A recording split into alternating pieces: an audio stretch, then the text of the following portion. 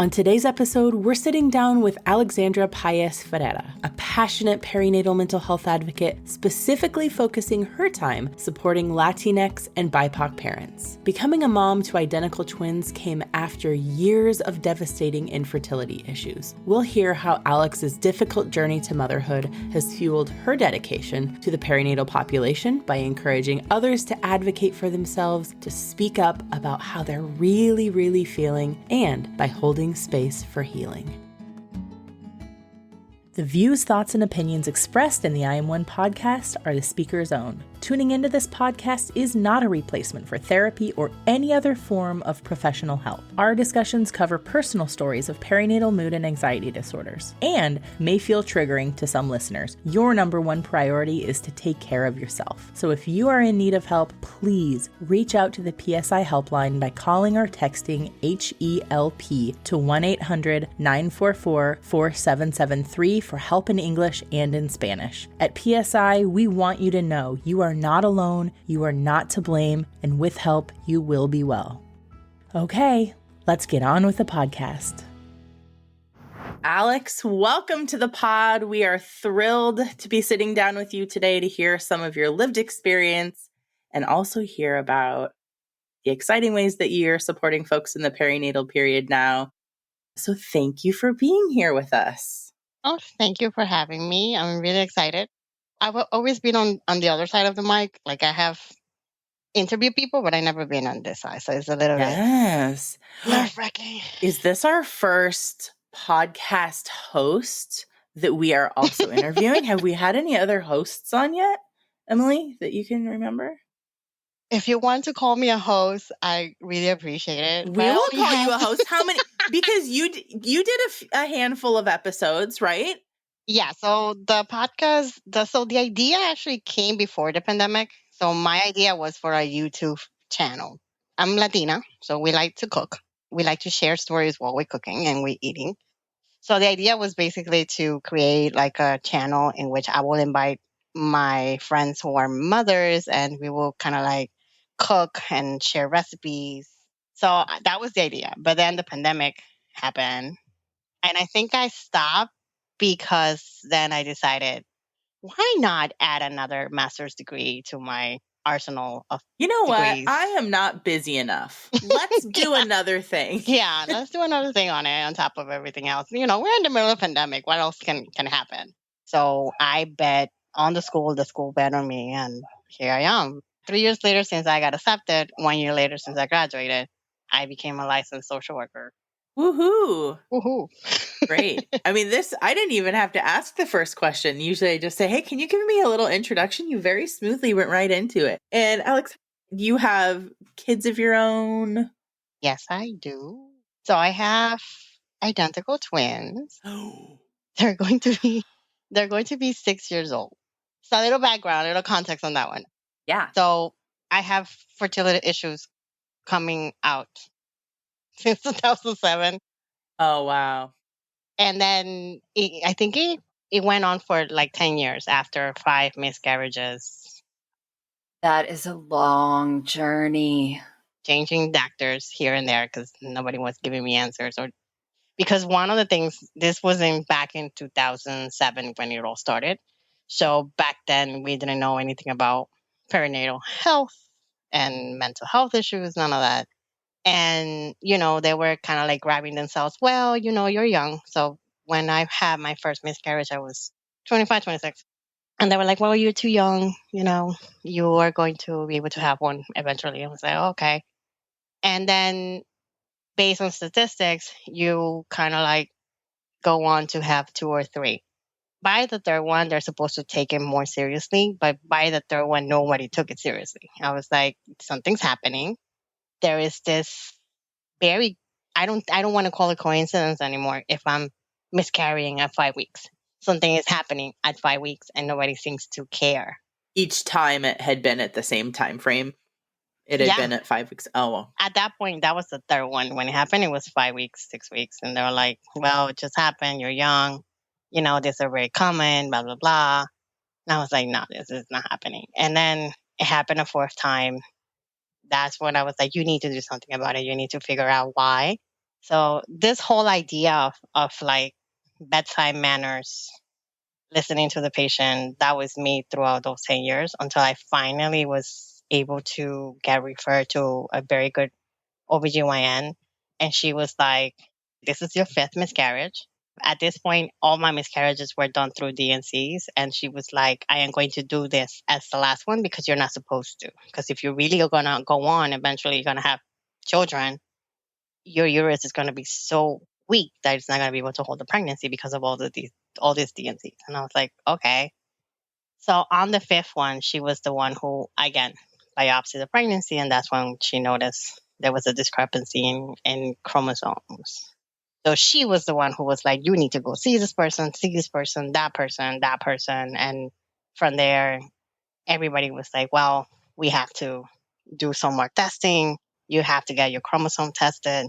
Your husband has to get his chromosome tested. And then at that point, everything kind of like went through. And she was like, hey, you're going to have going to see the specialist, the one that, that I'm going to refer you. Because there was a choice. So either you IUI, but that will have kind of like still with the same chances of miscarrying because it's not control. And then you have IVF, which is more control. You will be able to choose your embryos. We will be able to biopsy your embryos before they actually get transferred. So that way we know there's no abnormalities and the higher the chances of getting pregnant. So thankfully I found that person who actually listened. And thankfully as well, this a specialist was also, he was a good listener. He was like, enough is enough as well.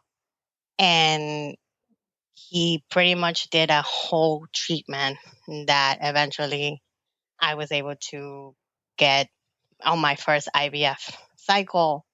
I was able to get 3 embryos after everything else was tested. And then after the 2 fail, because the first one I miscarried. So by then I had 6 miscarriages. And then the second one didn't took the second transfer. And then the third one was only 1 embryo. That's all I remember. So I went on November. Supposedly, allegedly. Yes, supposedly, allegedly. Yeah. I went on November 13th, and you're supposed to wait 10 days after transfer to be able to know to be able to learn whether you were pregnant or not. So I learned it a day before Thanksgiving. And throughout all this ordeal, I think after the 4th miscarriage, I kind of like decided if I will become pregnant, whether natural or through IVF, I didn't want to tell anyone about it other than my husband because I'm like, I can't put anybody through that process, like the grieving process. At that point, we didn't know that was grieving either. Like nobody talks to you about those things. And I was like, we're going to keep this under the wrap. So the day before they called me, they left me a voicemail because I was working. I learned that I was pregnant like as soon as I got home. The nurse left me an email. She was like, oh, congratulations, blah, blah, blah. I was like, it's my 3rd transfer attempt. I already had 6 miscarriages behind me.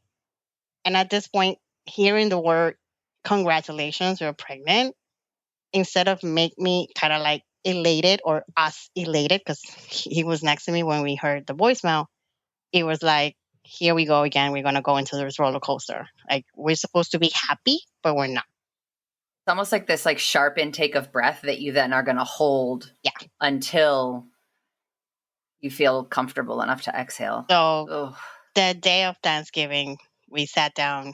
We also just bought a house at that point. So it was our first Thanksgiving celebration in our new home. So we invited both of our families. We try to keep it as small as possible. We like to make parties out of everything that's cultural. Uh-huh. But this time around, I was like, I don't feel like I really want to be around people. I feel like I'm supposed to be happy, but I'm kind of more conscious about that happiness. And running through that dinner without not telling anyone about that I was pregnant or that I even went through the process of becoming pregnant was it was the longest dinner I ever had, I think. The night was endless.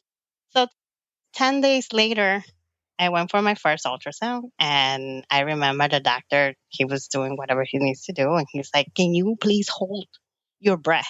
I was like, why? Why are you going to tell me now? So the whole issue of, or the whole idea of like, something is wrong. This is over. Here we are again. Now we had to, the good thing about not telling anyone was the fact that I didn't have to repeat the story over and over and tell anyone, oh yeah, sorry, we miscarried, blah, blah, blah. I was tired at that point of doing that after the fourth one, that I was like, if something is bad going to happen, like at least I don't have to do that. That was the least stressful part of it. Because it's already exhausting to you and your husband to just have to go through that again. He was like, I hear something. And I was like, oh my God. So I'm pregnant, not pregnant. What's happening? Like, I was like, I hear 2 heartbeats, but I don't know if it's yours or you're having twins. And I was like, what? I'm sorry, what? Come again. And he was like, yep. He was really actually very good in dealing and in telling me and walking me through that process, because he knew. So in that first ultrasound, he also warned me. He's like, we're not going to hear the heartbeat. I'm not going to pull up the volume, because every ultrasound before that was the thing. That you didn't hear anything. Exactly. And when I'm not hearing it, it was like, I'm so sorry, I can't hear it. It's miscarriage. You miscarried. So he was already conscious of that. And for that, I'm very thankful, because the first thing that he says, we're just going to see whether it's in the right place. And that's all we're going to see today. We're not going to think about whether it has a heartbeat or not, because we're not focusing on that today. Very sensitive care that you were getting. Oh, yeah. Somebody who knew how to communicate with you in a very, very gentle, sensitive way. Yeah. And then he was like, no, well, I'm not going to raise the volume, but I hear 2 heartbeats. And I'm not sure if it's yours or if there's another baby in there. I went for 1. What are you talking about? I don't think I have 2 embryos transferred, because I only have 1 left. And he's like, let me tell you something cool about science. Science? Guess what can also happen? Well, we knew of the risk of having multiples, because that's one of the main risks of having multiples when you do an IVF. But it's higher. The percentage is higher when you are doing several embryo transfers at the same time. Then when he actually told me, I was like, yep, they're identical twins. The embryo actually split. And I was like, how come? He was like, yeah, it's split. There's a 2% chance when you do go through IVF and you transfer an embryo, there's 2% chance of having identical twins. And I was like, Okay. Gotta go buy a lottery ticket. Yeah, I was just going to say, back. The funny part is that my husband wasn't with me at that ultrasound. Oh, jeez. Because I was in New York for all of this. So my team was a New York medical team. And you know how New York City downtown is, there's no parking. Yeah. And at the time of my appointment, it was really late. So all the parking lots were also full. So he was like, I guess I'm going to stay in the car while you go upstairs. It's like driving around the block doing whatever. If anything, just call me. I mean, I think if anything, just call me. Well. Yes, when he said that. I think he also was bracing for the worst. I think he was already we were already so into like, yeah, this is going to be another bad news. This is going to be like, whatever. And I didn't call him after he told me I was having twins. They did all the testing. They went to draw my blood, and I was like, okay, I have to go by, because I don't know. I was numb. I can't imagine what it would have been like for you to hop back in the car and be like, well. Actually, I walked. So he was parked in a corner, and I remember coming down with the biggest grin on my face. Oh. But I knocked on his window. I remember knocking on his window. He brought it down, and he's like, he saw me, and he's like, we're having twins. I was like, how do you know? Did the doctor call you? He's like, no, I just had a hunch. And I remember just driving back home quietly. Neither one of us talked. So I don't know what was the concern on his side, but my concern was like, so now I'm having twins. And this is the history that I carry with me. So now I don't have to worry only about a baby. I have to worry now about 2 babies.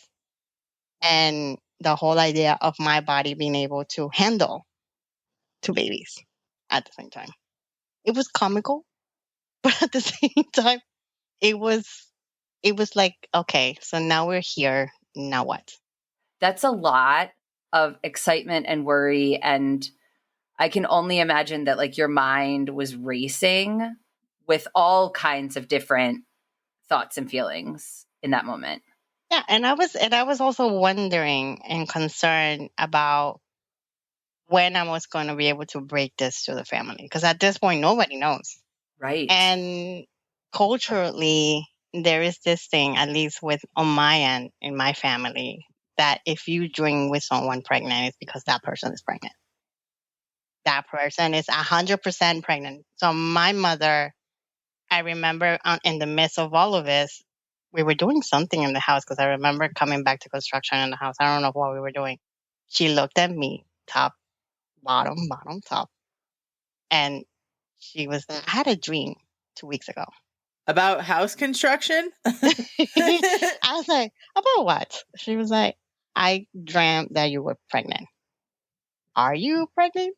Have you been doing the treatments? Because they already knew that we were in the midst of that, but they didn't know when exactly it was going to happen. Yes. I was like, I don't know. Why are you asking? Because and the funny part about the dream, that she did tell me what was the dream about. She was like, I dreamt that you were in a room and there were two babies in the bed. Yeah. I was like, oh, I guess at that point I was like about to explode. That I told her, I was like, yes, I'm pregnant, and we just learned that we're having twins. Oh my god! She started crying, and I started crying. I was like, oh, yeah. So that was like the moment of like normalcy, like what you expect from giving away the news. So I was like, but can you please do not tell anyone, please, mother. because his parents don't know yet. We're not planning to tell them anytime soon, and I just don't want to. I'm in the process of like processing all these feelings, and I didn't tell her that way, because when we talk about feelings and how you're feeling and mental health and all this stuff, that's very no. Like, no. Like, So I how couldn't say did to you her, phrase it? no, I phrased it like in a way, I was like, please don't tell anybody, because they don't know. That was my excuse. They don't know. And Like you want to tell them, but yeah, you're not ready to tell them yet. I think that was the first time I actually started speaking up as well, because I remember telling her, and I don't want to explain to anyone if this thing doesn't happen, why it didn't happen, or how it didn't happen. That's the first time. Okay. Yeah, it was the first time I think I started speaking up about everything, because I think at that point I was also already fed up with the whole idea of like motherhood, and motherhood is not for me. It's not ever going to happen. I remember when I went into this whole IVF thing, I remember telling my husband, I was like, if this doesn't work, that's it. I'm not doing this again. Too much emotionally and physically. Emotionally, financially, like we just bought a home. Right. Yeah. You know, we like to travel. I remember that year and a half, we weren't able to, because of the money that we needed to pay for these things, because unfortunately insurance didn't cover as much. It helped, but it didn't cover as much. And I was like, and this roller coaster, oh no. Like I didn't know how to process it. I was in therapy. I remember I was in therapy, because I got therapy after my third miscarriage. I was like, I'm going to go crazy if I don't This speak to someone. conversation is on autopilot. That was my next question. You're hitting it all. Keep going. You're doing great. No, but I don't want to do a monologue either. I was getting ready to ask you, about what your support looked like throughout this entire process.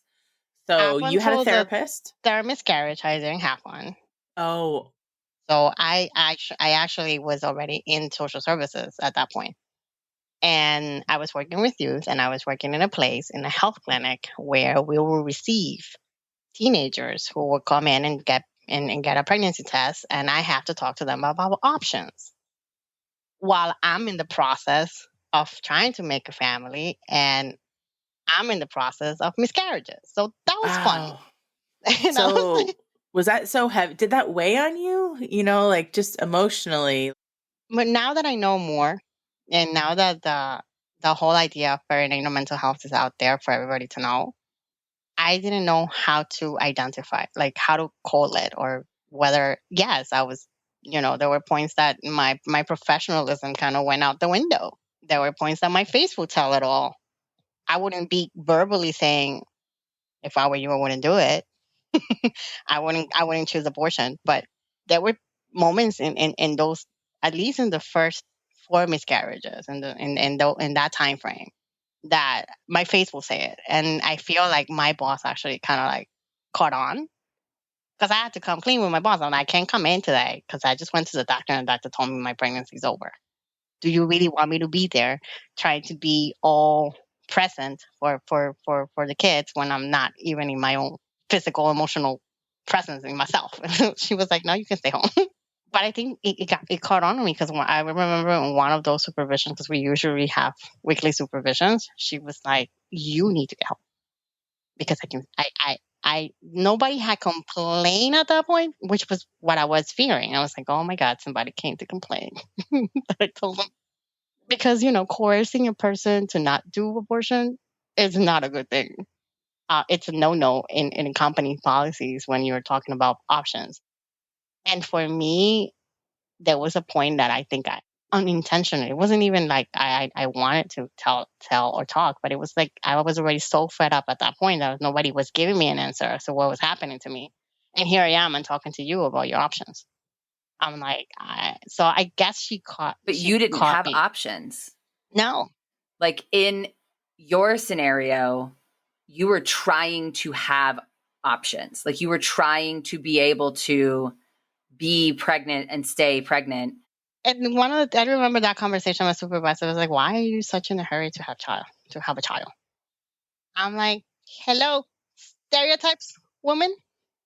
I'm a Latina.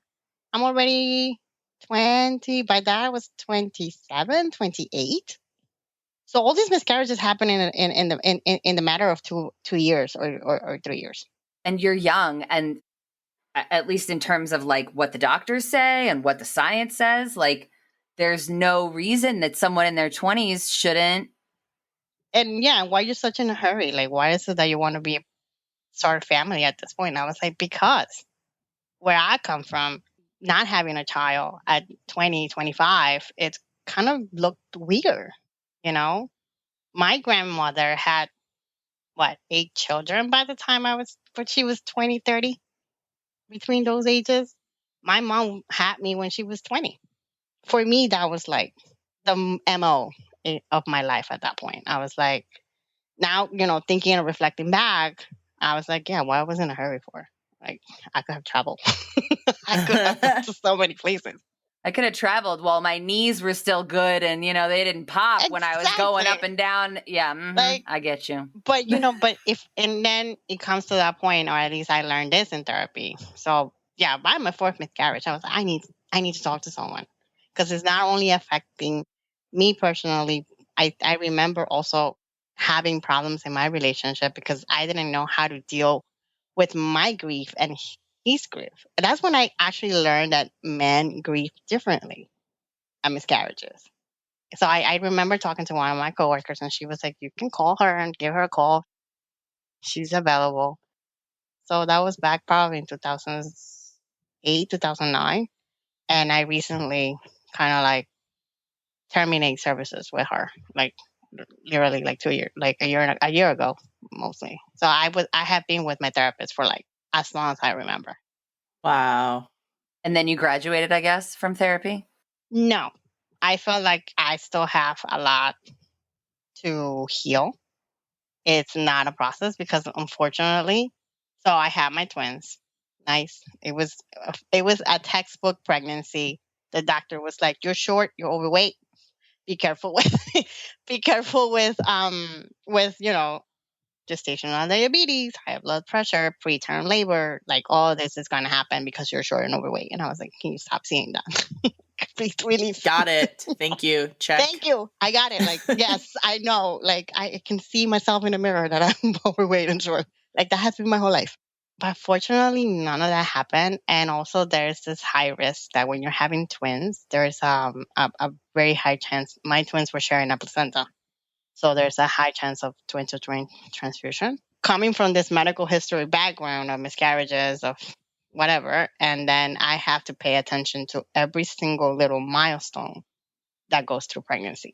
My therapist, she's not a perinatal mental health specialist, so we were just going through like the motions, like, with CBT or cognitive behavioral therapy and all that stuff. Now that I know the lingo, You do.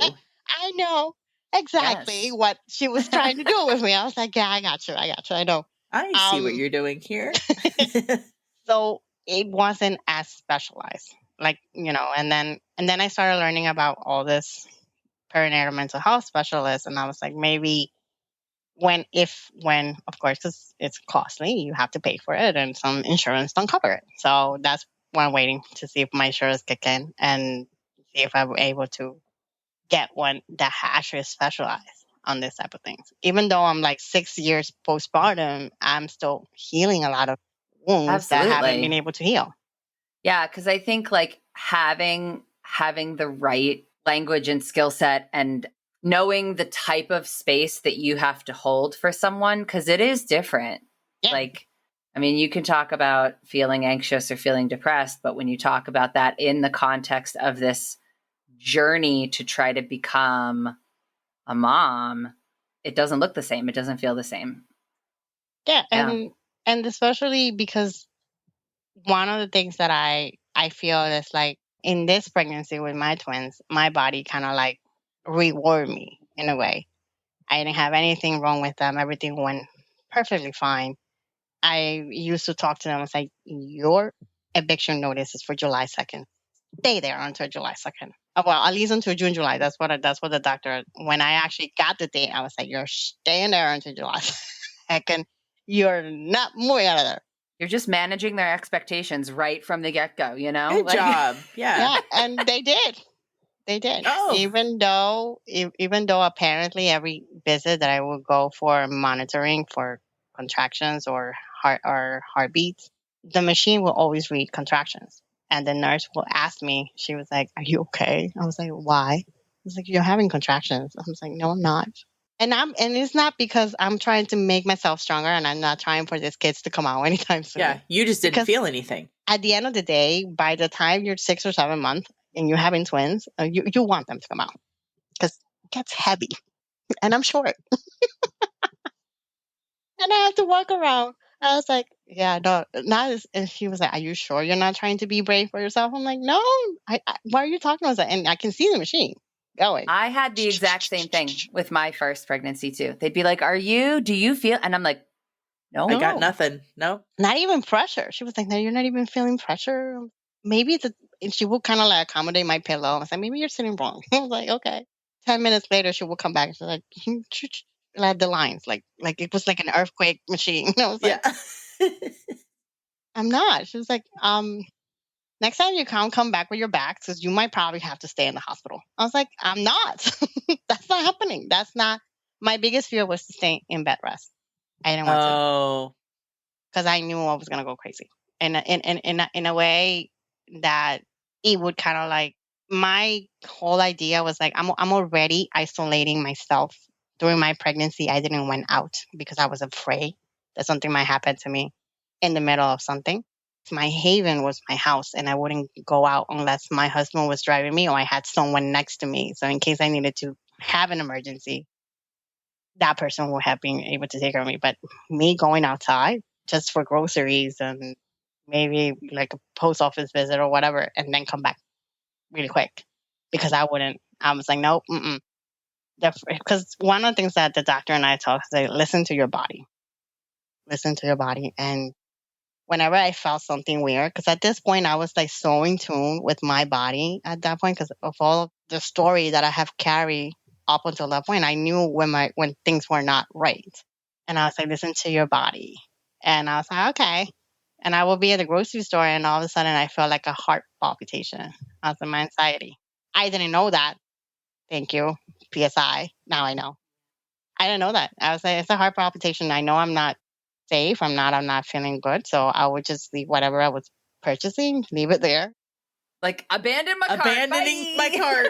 Yes, sorry. By the way, that was me. Oh, I've done that too. Many times. Grocery stores in northern New Jersey. Northern New Jersey, yes, because, Sorry. I needed to leave.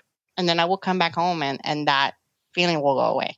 I didn't know. I didn't recognize it, that was actually perinatal anxiety. And I was like, oh, now I know what I had. Okay, makes sense. So after the kids were born, did you then get diagnosed? Like how did you go from I don't know what this feeling is to that's perinatal anxiety? That was my own research. Because even with my therapist, like I said, she's not specialized in perinatal mental health. It was just anxiety. It was just a moment. I come from a background where I'm anxious.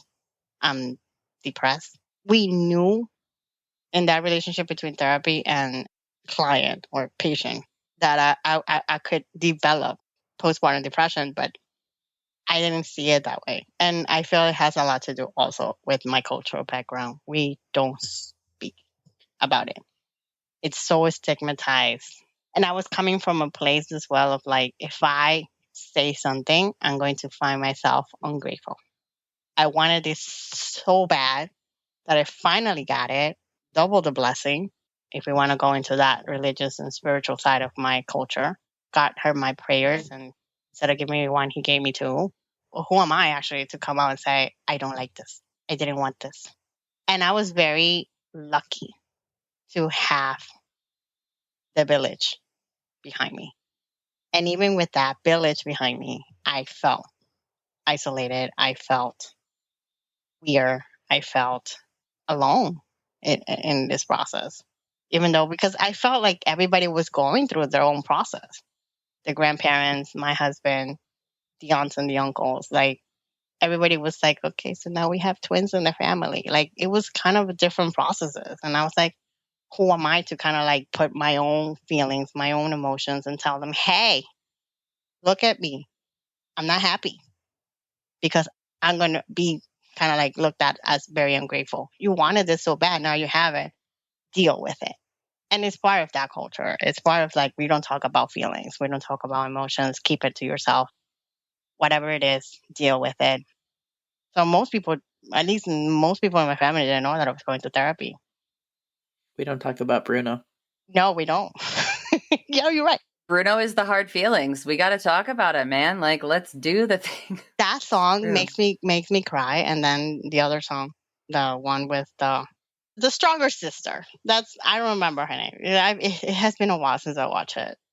And it's because of that. On top of it, I'm the oldest in my family. Oh, so I'm supposed to be the one who handles the pressure. I'm supposed to be who knows the answers to everything. And you have a problem. My brother had a problem. My other brother had a problem. You know, I grew up on that whole situation of being a parent sibling for my brothers. So who was I to come out and say, I don't like this? I know they're here and they're precious and beautiful and they're growing beautifully, but I don't like it. And the whole breastfeeding, let me not start with the whole breastfeeding. I want to get into breastfeeding if you want to, but I want to say like this idea that like you're articulating how you feel would sound like that you don't want this. And I think that is like the universal truth as we like collect these stories, that like somehow transcendent of the cultural expectations, even the feeling that I'm not okay, something's not right, becomes a character flaw, becomes a lack of gratitude, becomes this other thing that is like insidiously not true, right? Why do we do this? I don't know. Like in my head, I was like, if I tell them that they're screaming and they're crying bothers me, because it got to the point of that it was bothering me. I didn't develop rage, but I knew I was angry most of the time. Like I didn't lose it to that point of rage. Like I wouldn't. And if I would have been like the angriest, it wouldn't be against the kids. It will be with the person who was right there helping me out. And I remember too that we were lucky that one of my husband's family came over to live with us for like the first 3 months, because my mom and his mom were working at that point, so they wouldn't be able to help me as much. So somebody actually gracefully accept the job, was like, come and help me, come and live with us. And it's still like that. I remember not feeling right about it. Like, why are they going to think? Like, I don't know how to take care of my own kids. I'm not a good mother. Why do I need help? Like, this is supposed to be between my husband and I. Why there's a third person? I appreciate, like, right now that that fogginess kind of lifted up, I felt like it was the best decision ever. And I remember I wanted to be out of that reality of having twins, because this is the thing. Also, when you're having twins, you become like the unicorn in a sense, because not everyone has twins. It's like, it's not as common to have twins, and let alone identical twins. And the whole questioning, oh my God, how do you tell them apart? Or how do you know who's who? Or the whole little question, are they twins? I was like, no, girl, I just decided to dress them like that. And they're the same size with the same birthday. I was like, yeah, they just happened to kind of like, hey, I want to come too. It was for me going out with them, besides the whole process of like, I have to carry 2 of everything or double of everything. I don't think in the first year or 2, I was able to actually enjoy motherhood the way and I quote it, the way it's supposed to be, because the way that you imagined it would feel, right? That's the funny part, that I felt like after everything that I have went through, I didn't have any expectations or any imagination at that point.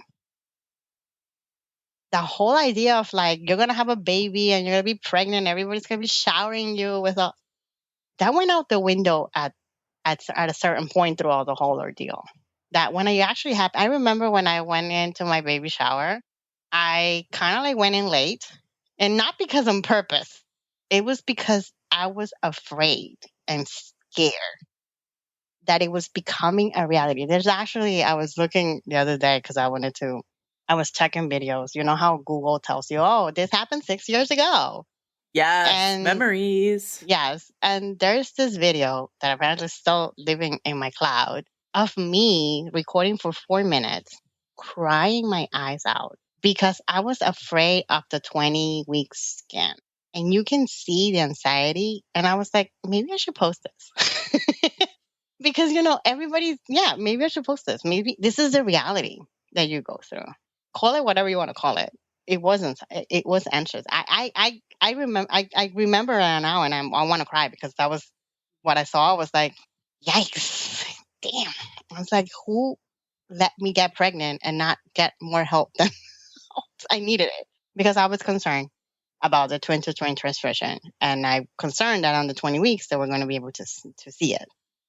And the whole deal to kind of like deal with that is another set of medical skills that the doctor has to have, because they needed to do surgery if that was the case. And there's a big high chance that one of the twins wouldn't survive, or neither one survived. So I was like, what am I doing to myself? So it was like, even after that, when I walked through my baby shower, because I remember I kind of like delayed the whole idea of the baby shower until like I was probably 2 weeks or 3 weeks before I was going. Oh, wow. Yeah, because at that point I already knew I wasn't going to get induced. I wasn't going to get labor naturally. That they were going to do a C-section because one of the babies were breech. That's the other issue, that they never actually told me what was going to be that whole C-section thing was going to be about. I learned it as I went through it. I was like, oh wow, you were not fully prepared for that. No, it was just like, if he doesn't turn around by this date, we're doing a C-section. If he does turns around, then we're going to induce you. And that was it. That was the whole conversation. And then we never sat down and talked about, okay, so on C-section day, this is what's going to happen. We're going to do this. No. I actually learned every little single step on the day off. That's not when we want to learn those things, guys. No, we're not. For the record. And even that day, when they were born. It wasn't still clicking for me that I was already a mom, that I became a mom, that I had twins. It was like a normal day. I just went to the hospital to cut me right open, and that was it. That's how I felt. It didn't click until one of the nurses, they were taking me to my room, and she was like, "Here you go, mommy. Now you're gonna be in this room." And I heard the word mommy. I was like, "Oh my god, I am a mom."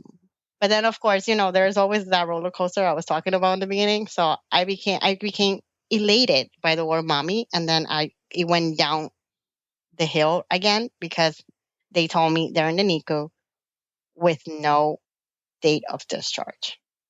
Oh, God. Were they little? Too little? They were only 30. No, they were 35 weeks. Good growing. Nice work. I told them, I was like, you stay in there. They were actually 5 pounds. They were actually 5 pounds. The only problem, they had problems, one of them had problems breathing because of the position that he was, and then regulating their own temperature.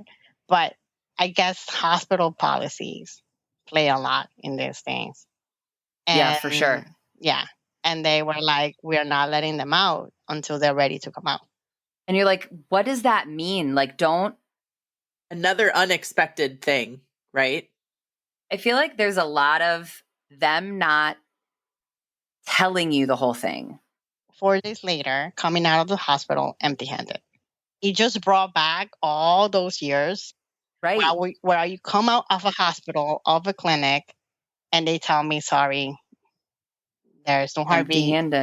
Empty-handed. Now that I know more about mental health, I feel like that NICU as well needs to have some sort of perinatal mental health psychologist or social worker or therapist. I felt like, to be honest with you, in summary of all this thing, is like I felt like I hit every single bad and good thing that can happen to a person who wants to become pregnant. The kids stay for like almost 4 weeks in the NICU. I had a C-section.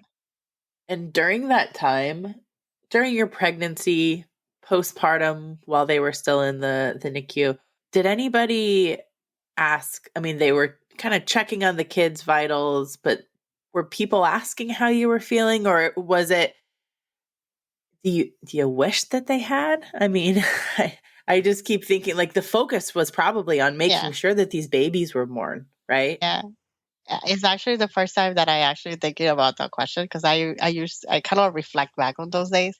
I don't think I would have liked anyone to ask me how it was, because the focus, like you say, at that point wasn't me anymore. It was the kids. I needed to they needed to come out of there, and they needed to come out soon.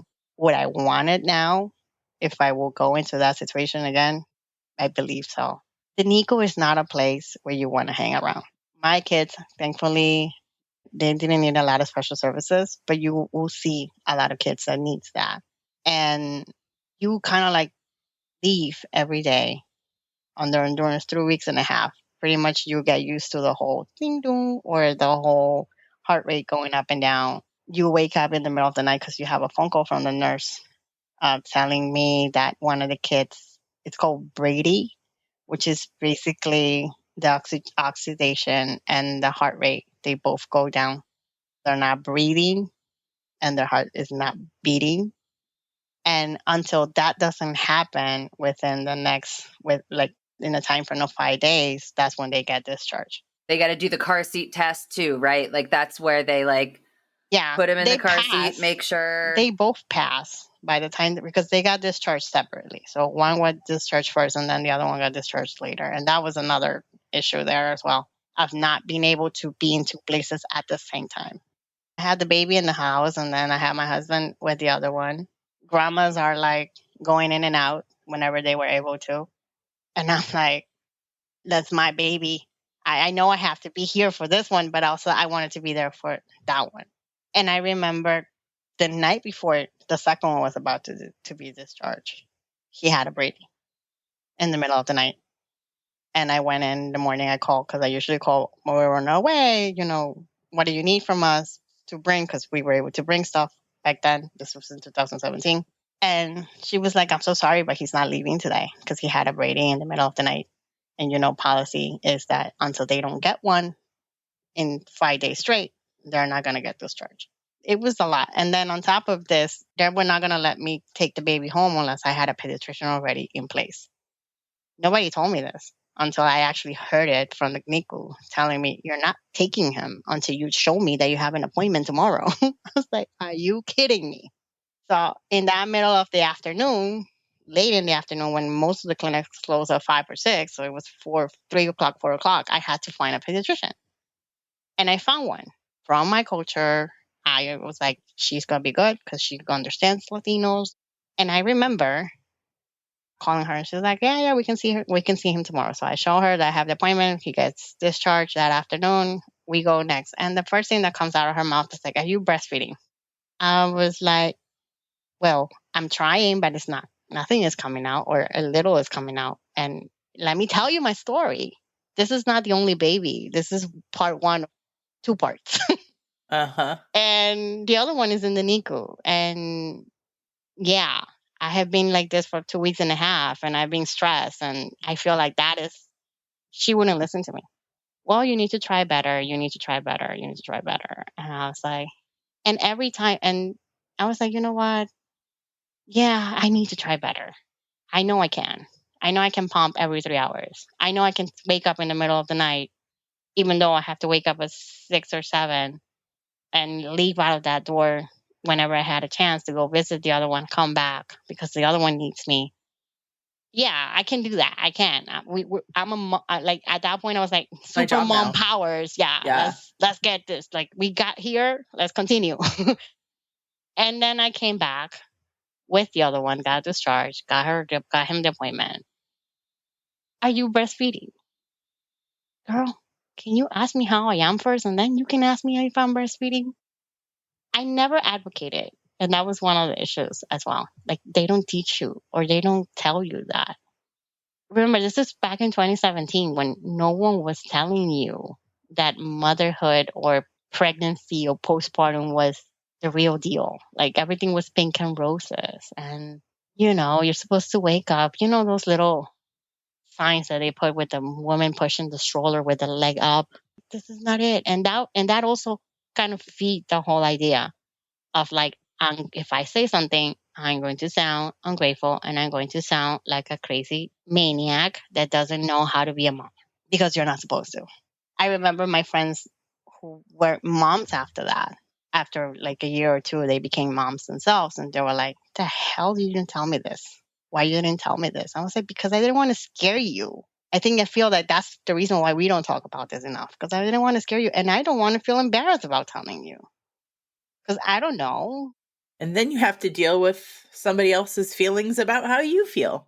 Exactly. And you're leaving your honeymoon stage and everything is happy and wonderful and your husband and you yourself, you're by yourself. Why would I come here and tell you about why this one was crying? Why did I have to actually walk away from the child? Because I remember he was crying and I learned why at one point. It was like, because they're cold. You're bathing them and they're going from a very warm environment to a very cold environment, which is having them outside. And I remember just crying because I was like, what am I doing to you? I'm not doing anything to you. I'm not hurting you. And I remember my husband was like, you need to take a break. Get away from the child. Go walk. Go do something, but get away from the child. And I remember, and that by itself, I understand what he was trying to do, which was helping me, but it made me feel worse. Because I'm like, oh my God, I'm not being a good mother. My child is bothering me with his crying. Like it was bad. And I was like, why would I come to you and tell you that?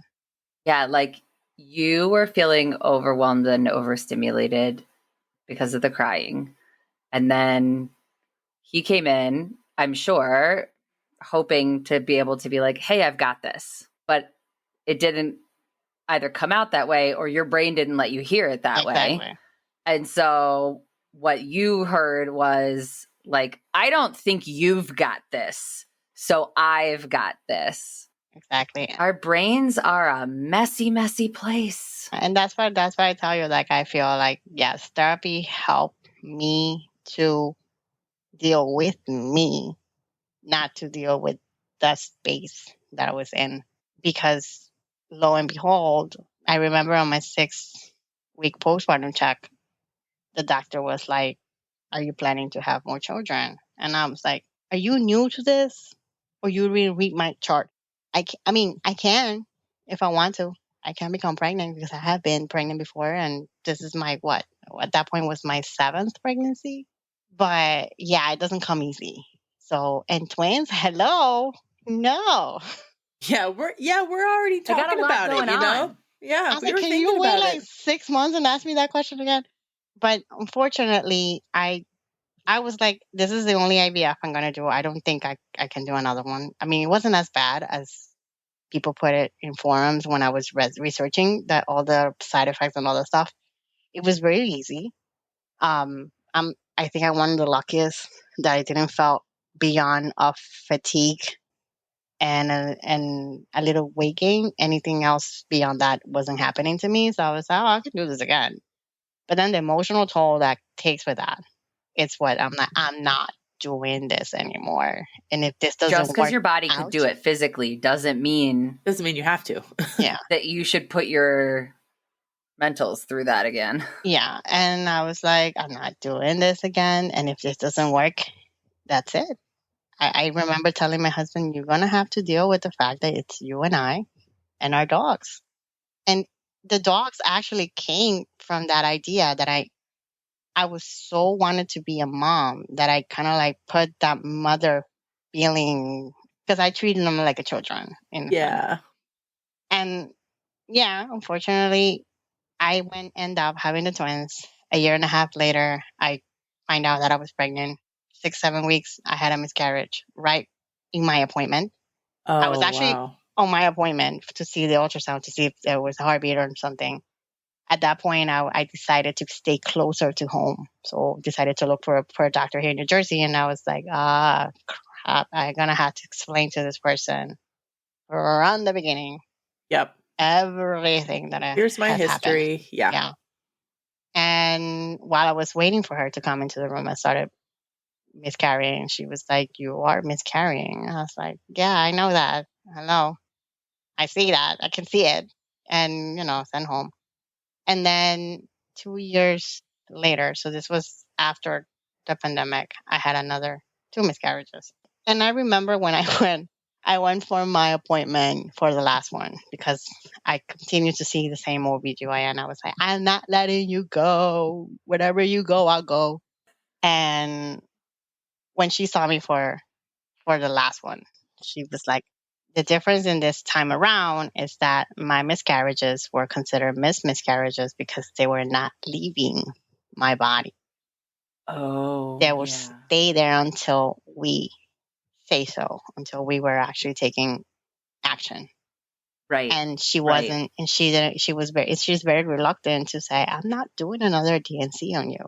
You already have 5. You really want to have another one? I was like, it's been a month and nothing's happening. You really want me to keep going for another month, living life like nothing is happening while I have all this?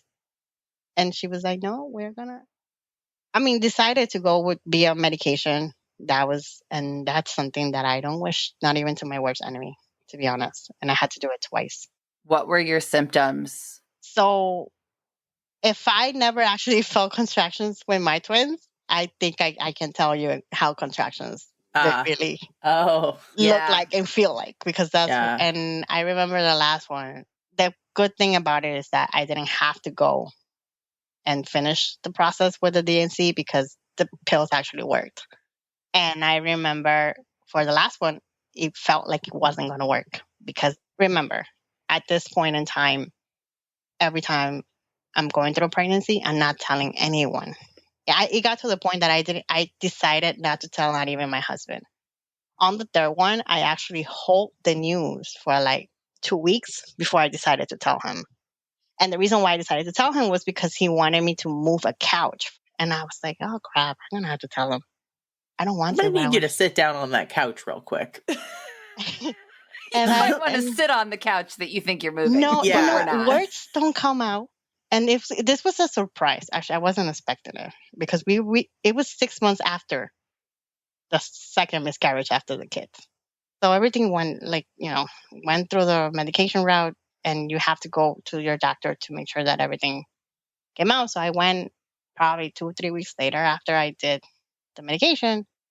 Because otherwise, just for the record, there's risk of like sepsis and like infections and like it if it doesn't doesn't really work. clear on its own, Exactly. it's very, very dangerous. Yeah. Sorry, continue. And I remember the doctor tells me, I don't think she was aware. She was like, I remember just her eyes opening very wide when I said, so this is what, your 7th, 8th pregnancy? I was like, no, this is my 10th pregnancy. And she just looked at me. She put her arms on my shoulders and says, what are you doing to yourself? And I kind of like looked at her. Like, this is the first time I actually look people in the eyes. I don't like to do that because I feel like that's very intimate in a sense. And I looked at her in her eyes. I was like, I'm not doing anything to myself. What do you mean? It's my 10th pregnancy. What is wrong about that? She was like, there's all sorts of wrong things, but I'm not going to tell you because I'm not your therapist, whatever. And then I went out of the office and I was walking towards the train station. I was like, you know what? I need to do something about it because I don't think I can do this anymore. If I need to heal and be present and 100% present for my kids, this is not helping. It was sort of like you were leaving that door open, right? To the possibility of more kids. Yeah. Reflecting back on it, I still feel like if my body was able to do 2, why not give it one more chance? One more chance. And is that thing that hangs around the fact that when am I closing this chapter? When I am saying enough is enough? Do you really want to try it? Because I remember then after the conversation, or a year before that, actually, she told me, it was like, you are going to be 37. If you want to have more children, I suggest you go with your embryos. Because 37 and 39 is not the same. The chances are the risks are really high and the chances are very low. So if you want to have more children, go freeze them. Go back to the same doctor. He knows you. He got you. And I didn't went because I was like, do I really want to have more children? Because then with IVF, and this is the conversation that I have with everybody, I love when people ask me, oh my God, you have 2 kids. You have 2 boys. When is the girl coming? And I hate it more when it comes from the same people that knows the story. I'm an open book at this point. At this point, everybody knows about. I think people are going to learn about my 3rd miscarriage because that was something that I never actually shared. The 2nd one, yes. The 3rd one, that's what pushed me to be where I am professionally. And personally, it was like, I don't really need to tell anybody about this. But, when you're in this and, trying to educate the community and trying to bring the resources, sometimes you have to share a little bit more on what you want. And I feel like I'm being a little bit, maybe protecting my mental health in a sense, but I feel like I'm not being truthful. And so when this comes out, people are going to learn, at least my family nobody knows about the 3rd one. I remember learning about the non-viable of the pregnancy on vacation and bedside manners. That was horrible too. I remember the technician was like, oh, there's no heartbeat. I'm so sorry. But don't be sad. You have 2 kids. I was like, oh. But don't be sad. Thank you.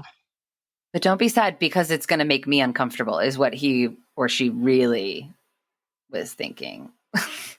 And don't be ungrateful. In Spanish, when she said it, because Spanish is a whole different language and it's very like heavy, emotionally heavy when you say things.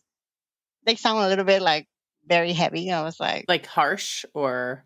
No, I felt like she was trying to be comforting, but it didn't come out as comforting. It came out more like don't be ungrateful kind of thing. And that word has hang around on me ever since. I'm like it's that word is just following you around. Yeah, don't be ungrateful. One less is not going to make any difference. That's how I perceive it. Whether she did that or not, I don't know. But that's how I perceive that. And I remember after that, came back. A month passed. I remember I even went, it was our 10th year anniversary, our wedding, 10th year anniversary. So we planned. And in my happy, peppy place of pregnancy announcements, I was planning to take pictures and everything in Europe. Because we went to Europe for our anniversary. And I was already by then I should have been 12 weeks. And that was how I was going to announce it. to our family. I was going to take pictures and I was just going to post them on Instagram so for everybody to see. And that trip was like the worst. I was still pregnant, and I hiked the biggest mountain that it could be. And my doctor was like, "Don't do strenuous things because I can't do anything if you're over there and you miscarry.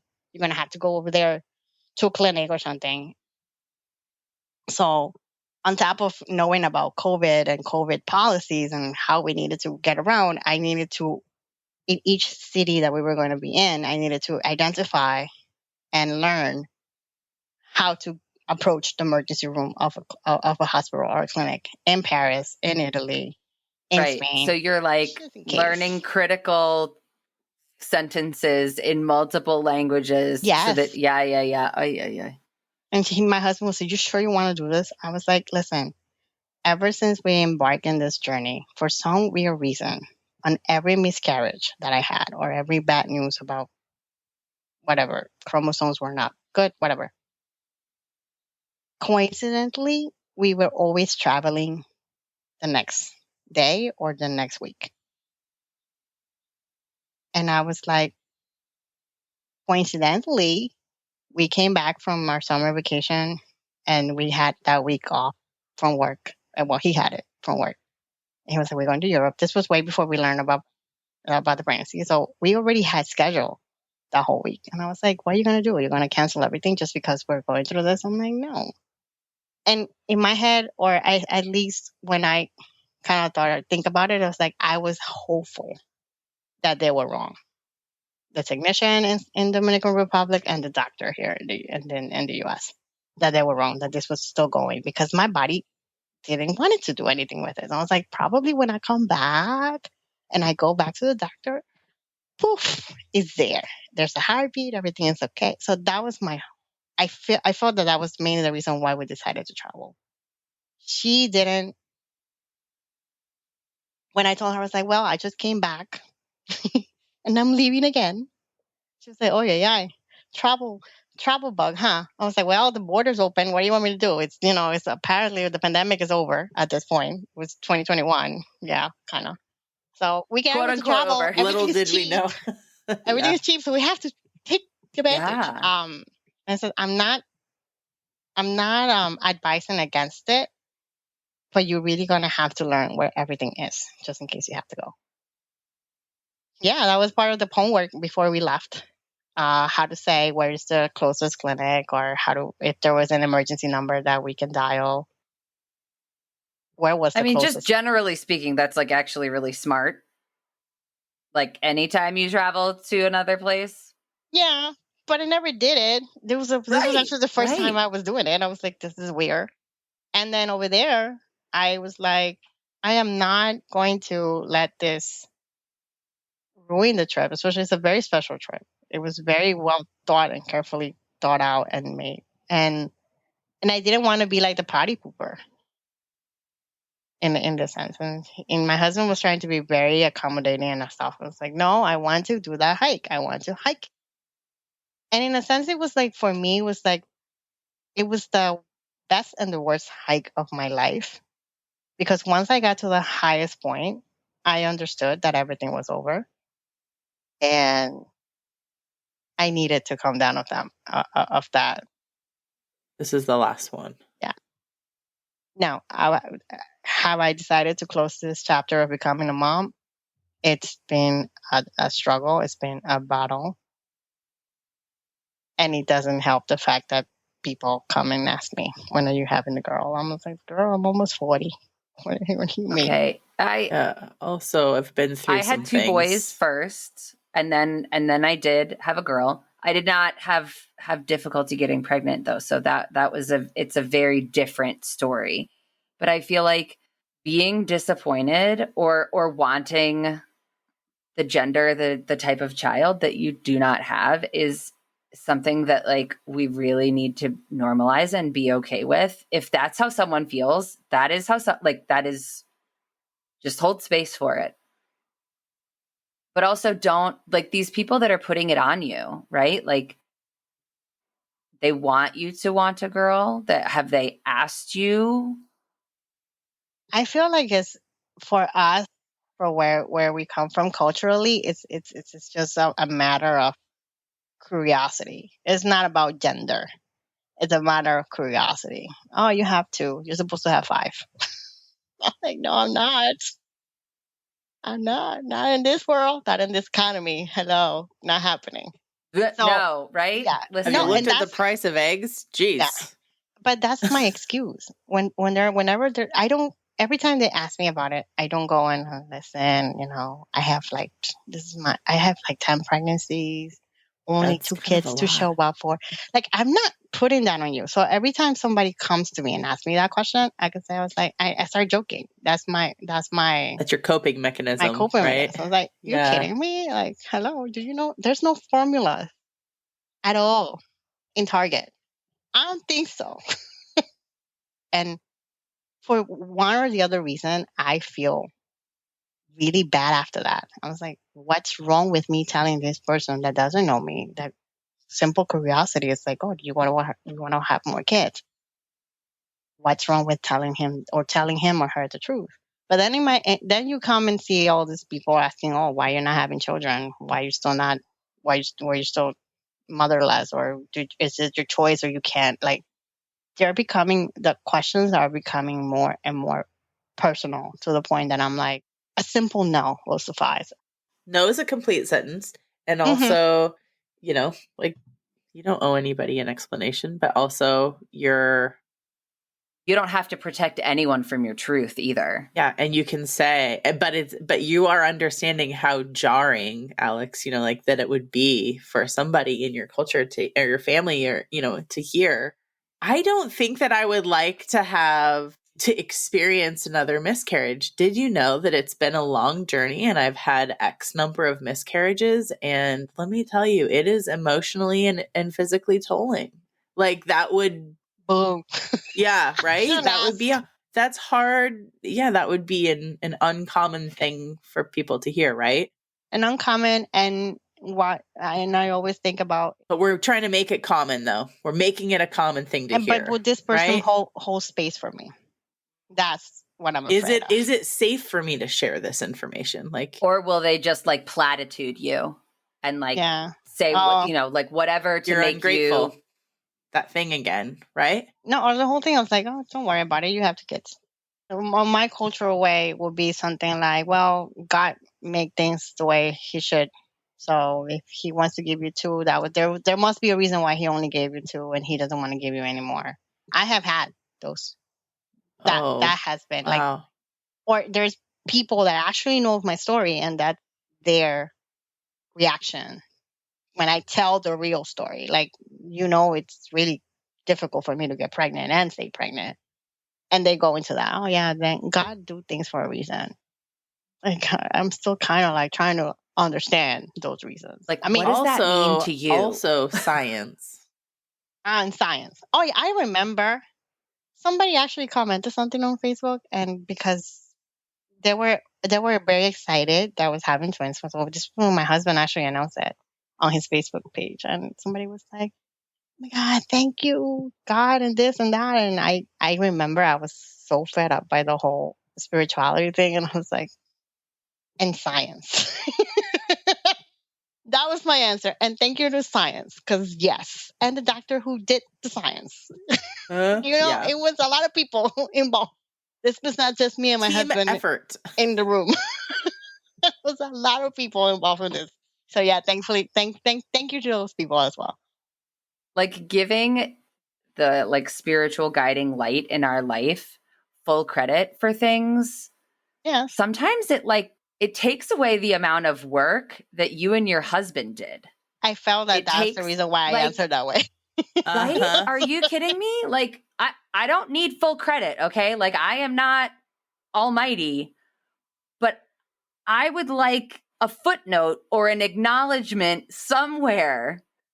I think that was the reason, because, I mean, I'm trying. And at this point, I was like not feeling empathetic. Like I said, like no expectations, no emotions, no feelings, because if I say something good about it or I get excited, I am going to pretty much ruin it. Like jinx it. Yeah, you didn't want to jinx it.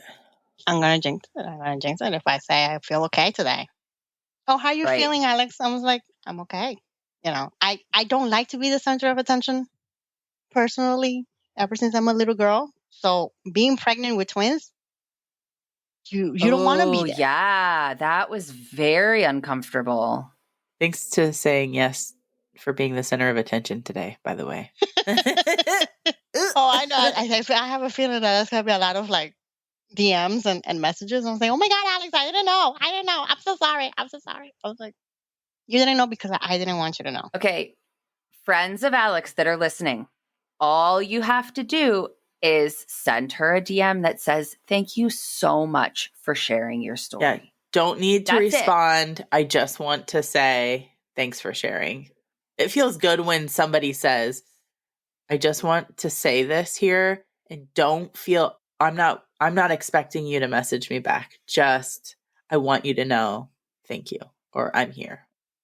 Alex, throughout this entire process, these 10 years, these many miscarriages, twin pregnancy, did you know about PSI? When did PSI come into your life? I remember by 3 years, it was almost 3 years postpartum. And I remember by then I knew and had an idea what was happening, but wasn't sure. And I thought, yeah. And I thought I was in therapy, so I was taking care of it. Yeah. And I was like, I need to help. I need to speak out. I need an outlet. I need an organization. I need something. Like, I don't want to put it on Instagram. Oh, here's my story. You know, I was born and raised. No, that I didn't want to do that in person, like in my personal space. I wanted to do it through an organization. So at that point, PSI, this was in 2020. So it was in the beginning. So this was like the little baby steps of PSI, I can tell you. Because the only program that they had at that point was the mentoring program. Oh, yes. Oh, yeah. Yes. We're fellow peer mentors. So I remember, I don't remember her name, but I remember I fill out a form that I wanted to become a peer mentor. Amanda? Yes. Maybe? Is she still, she's not. She's not with the peer mentor program anymore, but she left to doing just great. Do the mom thing for a little while. Yeah. Yep. And she was like, hi, my name is Amanda. I'm the coordinator of the peer mentor program. And I was like, oh my God, I'm so excited that you called me. I thought you were not call me back. I wanted to become a peer mentor because I want to tell my story. I want to share my story. I want to share my experiences. And I feel like I can be a good fit for somebody else who's going through this and all the stuff. She asked me if I already had therapy. I was like, yeah, I've been going to therapy. I'm still on therapy. And she was like, well, that's fine.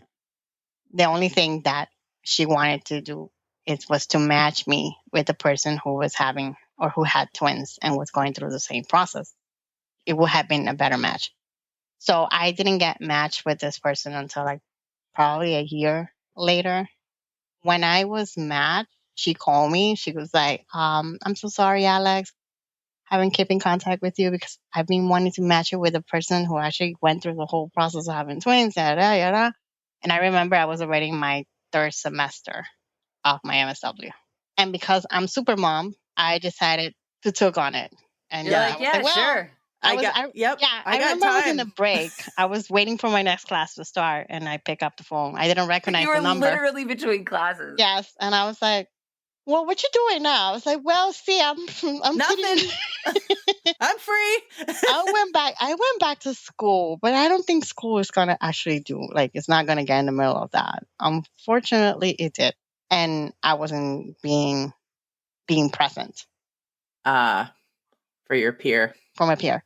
Yeah. So I remember I was like, I can't do this. I'm so sorry. I have so much going on with classes, and I have so much going on at home.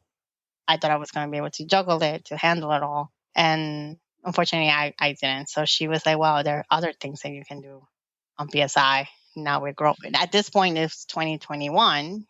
Yeah, because it was in the middle of fall. The great expansion has occurred now. So, yeah. And there's more programs and there's more stuff.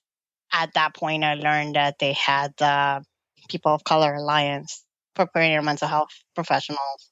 Then I learned that they have the support groups.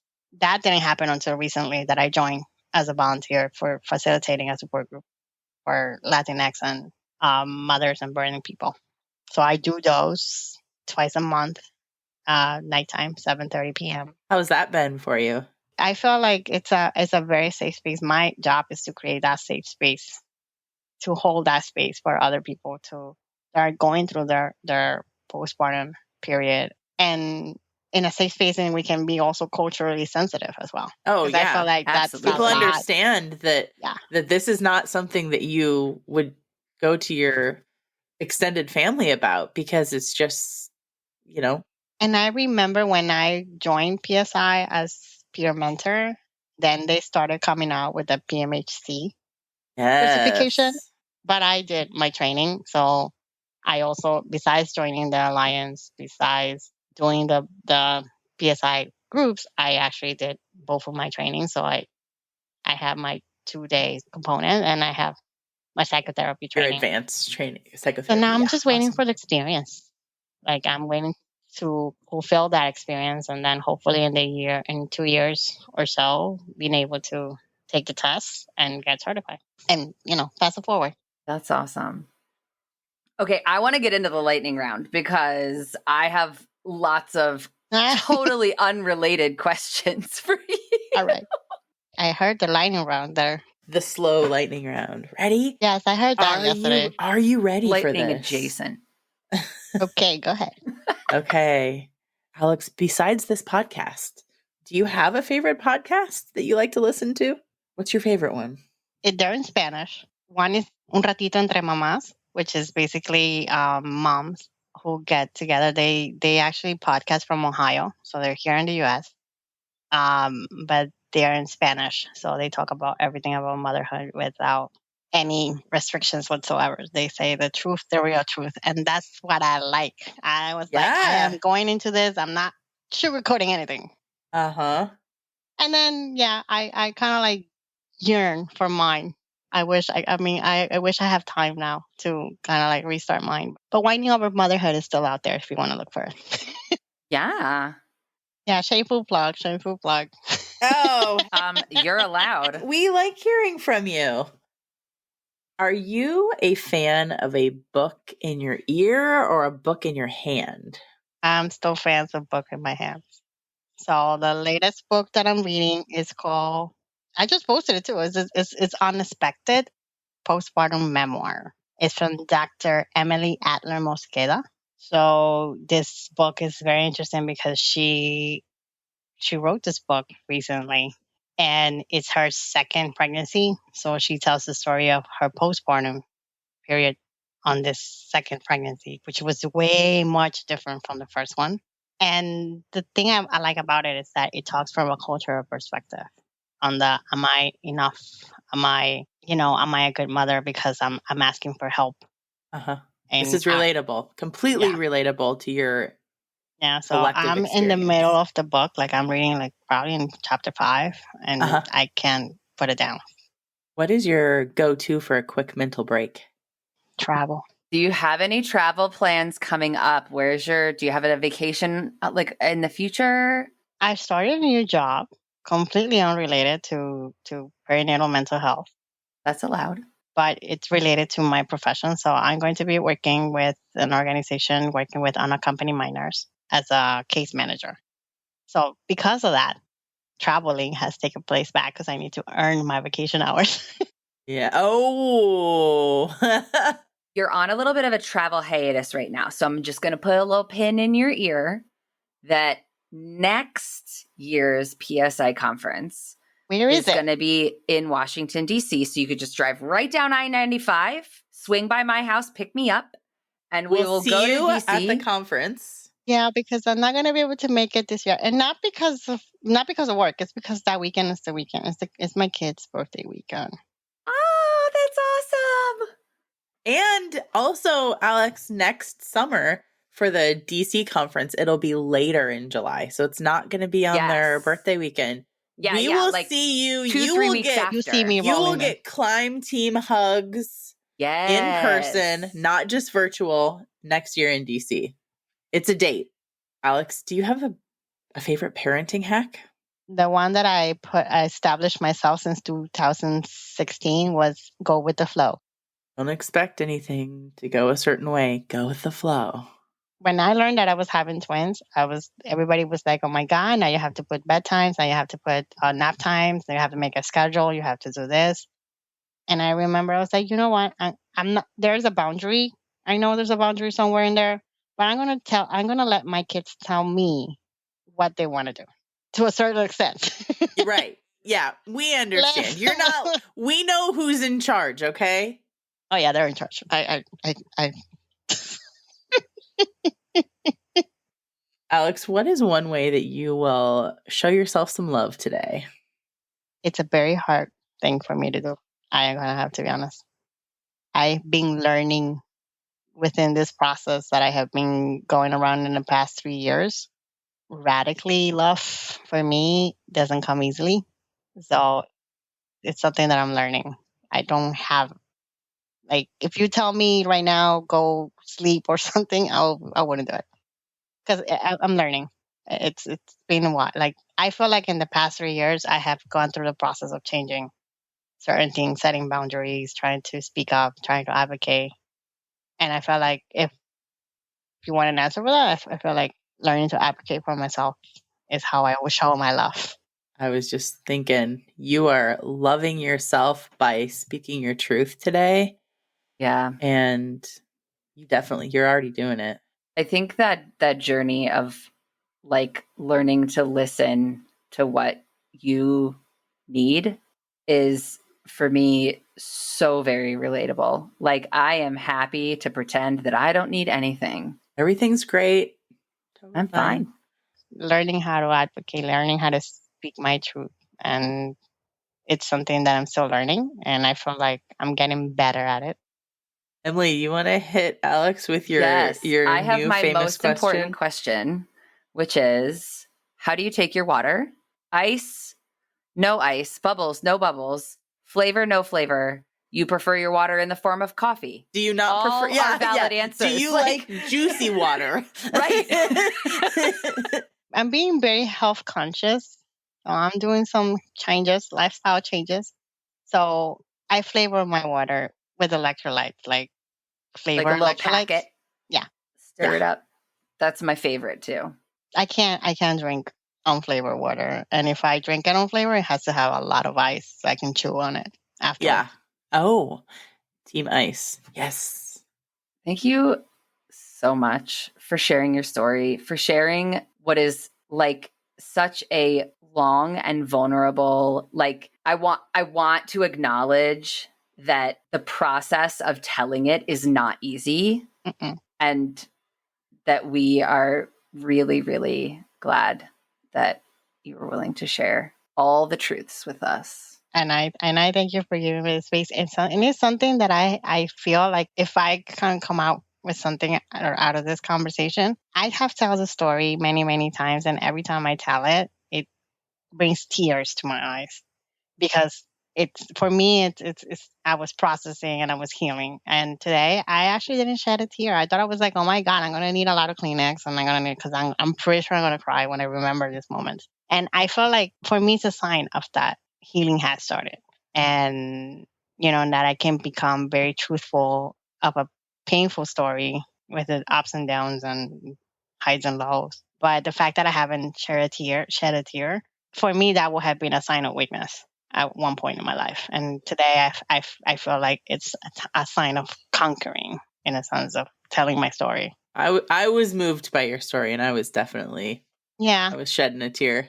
Danny cried for you, so you're good. But I feel very happy that I'm able to tell the story without actually shedding a tear. Yeah.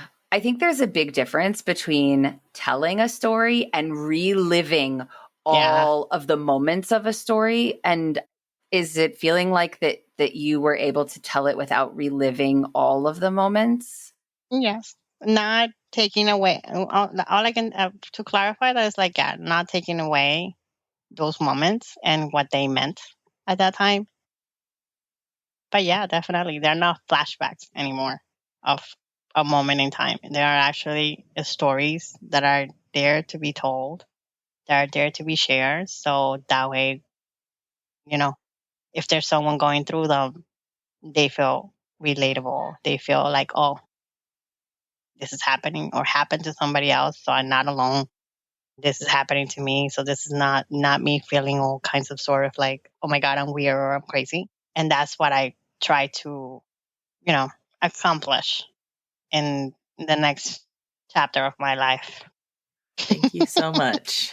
Thank you so much for having me. Thanks for tuning in to the I Am One podcast. Check out today's show notes where we'll drop links to all the important things that we mentioned in this episode. Please consider sharing about our show on social media and following and rating our show wherever it is that you listen to podcasts. It only takes a minute of your time and, well, that'll help with our collective mission of bringing resources and local support to folks worldwide. From everyone here at PSI, thanks again for listening.